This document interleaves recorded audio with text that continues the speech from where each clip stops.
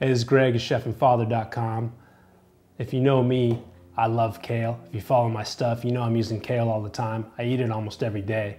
But this video is going out to my buddy Bo at eatmorekale.com. He's the Eat More Kale guy. He's inspiring people to eat kale, but also he's fighting the good fight, not letting corporations mess with him, and he's one of my heroes. So I thought this month I'd do a kale recipe.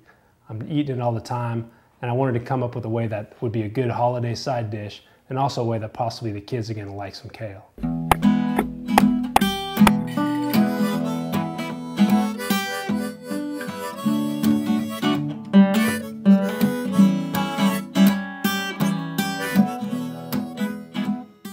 So this kale and squash gratin, super simple. First thing I'm gonna do is I'm gonna roast off a squash. Any kind of winter squash is gonna work.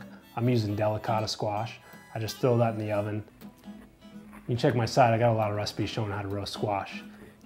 For this gratin, I'm taking a bunch of kale, wash it off, give it a nice rough chop, and put on a pan. I like to use the pan that I'm gonna eventually serve the thing in, but you can do it in a separate pan and then transfer it to a serving dish if you needed. But I like to do it all in one dish, right out to the table, serve it up nice. So in this pan, I pop it on a medium heat. I'm gonna put about a tablespoon or 2 tablespoons of olive oil. I'm gonna take 2 to 3 cloves of garlic, smash those, slice them up really thin.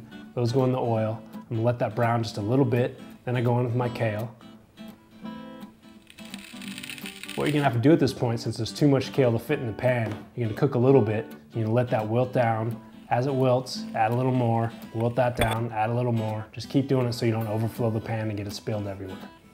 So once all that kale's kind of cooked down and wilted a bit, I'm gonna add a little salt and pepper, season that up a bit.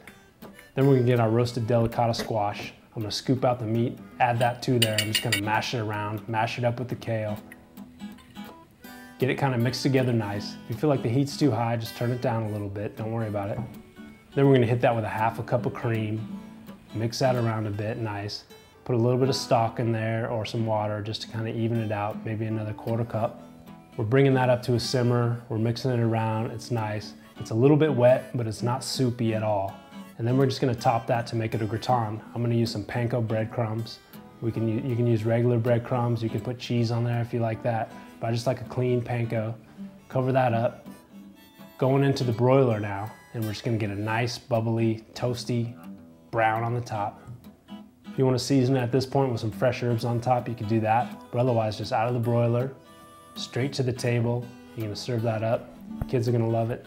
It's the balance of the roasted delicata squash, really sweet, balanced with the bitter kale, and then you got a creamy and you're crunchy, and that's what makes it taste good, that perfect balance. Is the roasted delicata squash and kale gratin. So I'm inspiring people to eat kale. My buddy Bo's inspiring people to eat kale. Hope he's gonna like this recipe. My kids dug it. I'm gonna serve this at Thanksgiving and Christmas and whenever I feel like, or I'm just gonna eat this as a meal.